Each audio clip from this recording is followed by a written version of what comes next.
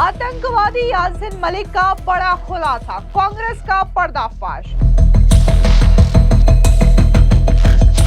यासिन मलिक बोला, हाफिज सईद से मिलने पर मनमोहन सिंह ने दिया मुझे धन्यवाद।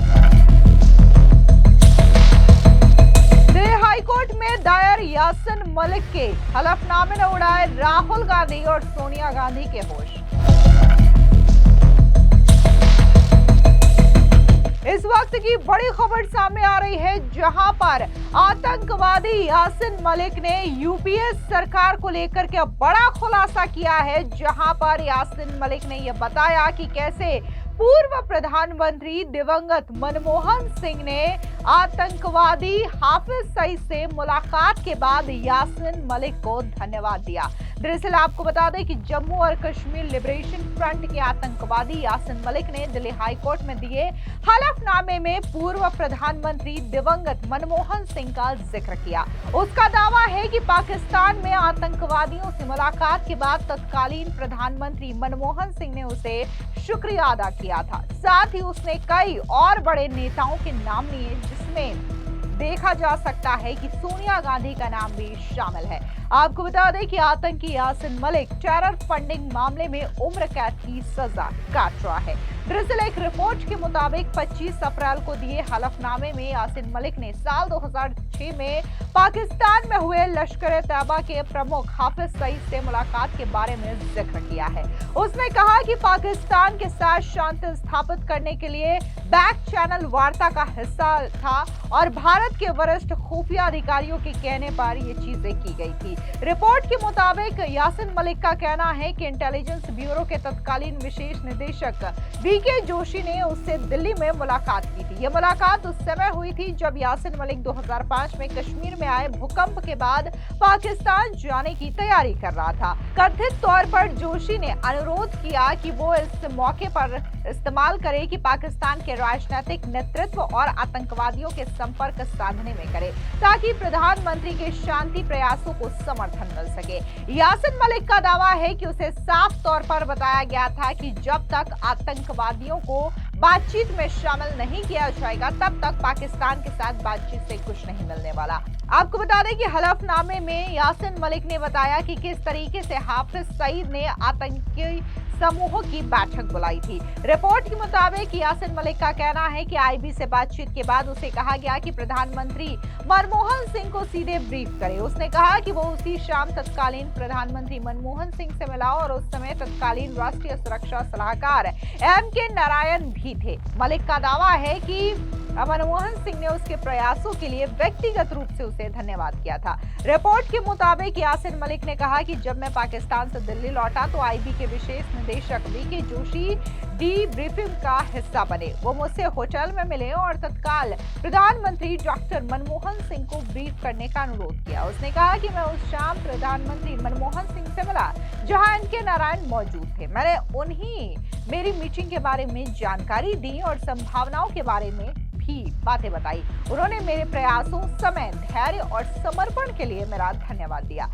आपको बता दें कि हलफनामे में यासिन मलिक ने अटल बिहारी वाजपेयी, सोनिया गांधी, पी चिदम्बरम, आई.के. गुजराल और राजेश पायलट से हुई मुलाकातों का भी जिक्र किया है। अब जिस तरीके से यासिन मलिक के हलफनामे में यह बड़ा खुलासा हुआ है, उसके बाद बीजेपी हमलावर हो गई है। आपको बता दें कि बीजेपी आईटी सेल के हेड अमित मालवीय ने भी बाकायदा यासिन मलिक के हलफनामे को सोशल मीडिया साइट एक्स पर शेयर किया, जहां पर उन्होंने तत्कालीन यूपीए गवर्नमेंट पर जोरदार तरीके से हमला बोला। इस बीच बीजेपी के ही प्रवक्ता शहजाद पूनावाला ने भी बाकायदा इस हलफनामे को शेयर करते हुए कई सारे सवाल जो हैं वो उठाए हैं, जहां पर उन्होंने ये कहा, पहला सवाल पूछते हुए कि यूपीए हाफिज सईद से बातचीत करना चाहता था, क्या लश्कर के साथ अमन की उम्मीद है? दूसरा सवाल, क्या दलाल एक और आतंकवादी यासिन मलिक था जिसने वायुसेना कर्मियों और हिंदुओं की हत्या करवाई थी? तीसरा सवाल कि इस मुलाकात के बाद भारत को हाफिज, जिसे कांग्रेस नेता साहब कहते थे, उसके द्वारा कई आतंकवादी हमलों का सामना करना पड़ा और कांग्रेस सरकार ने कोई कार्रवाई भी नहीं की। चौथा सवाल, आज तक कांग्रेस पुलवामा, 26/11 और पहलगाम पर पाकिस्तान को क्लीन चिट देती रही है और ऑपरेशन सिंदूर पर सेना पर सवाल उठाती रही है। और इसे आत्मसमर्पण और विफलता बताती है। पांचवा सवाल, कांग्रेस का हाथ हमेशा आतंक के साथ, पाकिस्तान के साथ। ये कई सारे गंभीर सवाल हैं जो कि बीजेपी के प्रवक्ता शहजाद पूनावाला की ओर से उठाए गए हैं। तो वहीं दूसरी ओर आपको बता दें कि डिफेंस एक्सपर्ट ध्रुव कटोच ने सीधे तौर पर यह मांग की है कि पाकिस्तान को FATF की ब्लैकलिस्ट में शामिल कर देना चाहिए। आप भी सुनिए क्या कुछ डिफेंस एक्सपर्ट ध्रुव कटोच ने कहा। ये क्लिप है, ये साफ जाहिर कर देता है ये जो क्लोज नेक्सस है पाकिस्तान आर्मी का और टेररिस्ट ऑर्गेनाइजेशन जो पाकिस्तान आर्मी ने खड़े किए हैं, लश्कर तैयबा, जैश ए मोहम्मद, हिजबुल मुजाहिदीन, इस प्रकार के जितने भी ऑर्गेनाइजेशंस हैं जो भारत के साथ लड़ने के लिए तैयार किए हैं, ये पाकिस्तान की सेना ने तैयार की है। पाकिस्तान की जो मिलिट्री है वो अभी तक इसकी मदद करती जा रही है। और ये जो आदेश दिया है ये वाकई ही जनरल फील्ड मार्शल भी बन गए हैं, आसिम मुनीर ने दिया है, ये उन्होंने दिया है ये आदेश, और तभी जाके वो जनरल उधर आए, न तो इस प्रकार के जाते नहीं है वो। पाकिस्तानी आर्मी चीफ है जनरल आसिम मुनीर, उन्होंने टॉप ऑफिसर्स को ये कमांड दिया था कि जो टेररिस्ट ऑपरेशन सिंदूर के दौरान मारे गए थे उनके फ्यूनरल में वो शामिल हों। देखिए, ये जो इलियास कश्मीरी का जो ये क्लिप है, ये साफ जाहिर कर देता है ये जो क्लोज नेक्सस है पाकिस्तान आर्मी का और टेररिस्ट ऑर्गेनाइजेशन जो पाकिस्तान आर्मी ने खड़े किए हैं। ये लश्कर है, लश्कर तैयबा, जैश ए मोहम्मद, हिजबुल मुजाहिदीन, इस प्रकार के जितने भी ऑर्गेनाइजेशंस हैं जो भारत के साथ लड़ने के लिए तैयार किए हैं, ये पाकिस्तान की सेना ने तैयार किए हैं। उन दोनों का एक बहुत मिला जुला, एक बहुत गहरा संबंध है। और ये जो बात हुई है, क्योंकि जब असद मसूद का जो हेडक्वार्टर्स बर्बाद कर दिया गया था ऑपरेशन सिंदूर में, तो उसके काफ़ी परिवार के लोग मारे गए। उस दिन तो खैर वो बच गया, वो उस दिन वो था नहीं, ना तो वो उसको भी ख़त्म कर देते।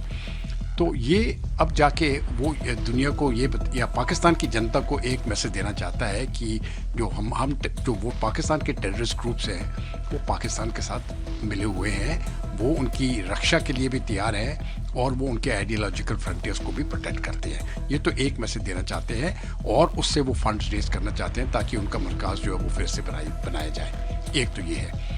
दूसरा, इससे साफ क्लियर हो जाता है कि जो पाकिस्तान की जो मिलिट्री है वो अभी तक इसकी मदद करती जा रही है। और ये जो आदेश दिया है ये वाकई ही जनरल फील्ड मार्शल भी बन गए हैं, आसिम मुनीर ने दिया है, ये उन्होंने दिया है ये आदेश, और तभी जाके वो जनरल उधर आए, न तो इस प्रकार के जाते नहीं है वो। अगर उनको ऊपर से हुक्म नहीं मिलता तो जो पाकिस्तान की जो टॉप मिलिट्री लीडरशिप है वो उधर अपनी मर्जी से नहीं जाते। तो ये नेक्सस मुझे लगता है बिल्कुल साफ क्लियर हो गया है, और आगे वाले दिनों में मुझे लगता है यही बात भारत ने ये आगे ले जानी है। और जब पाकिस्तान का नंबर आता है FATF लिस्ट में आने का, हमारी पूरी कोशिश होना चाहिए कि उसको FATF में लगा दिया जाए। अगर ब्लैक लिस्ट में नहीं तो कम से कम ग्रे लिस्ट में तो उसको जाना चाहिए। फिलहाल इस पूरी खबर पर आपकी क्या राय है, कमेंट सेक्शन में जरूर बताएं। धन्यवाद।